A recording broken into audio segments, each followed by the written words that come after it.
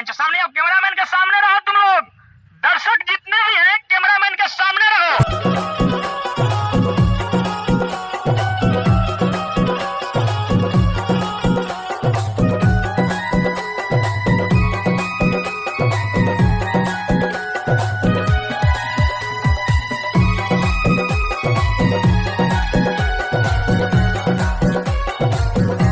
DJ मान Singh Paraste.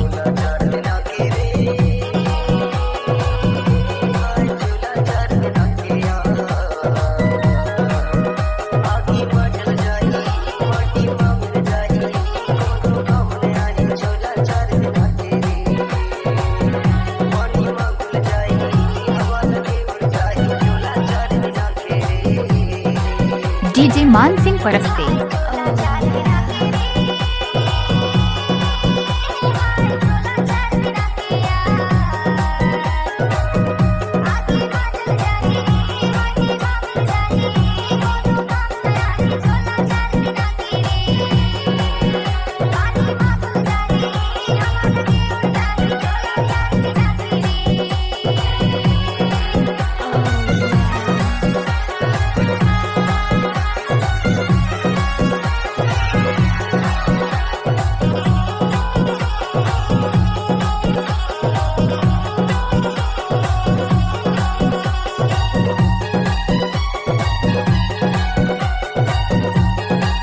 DJ मान सिंह परस्ते।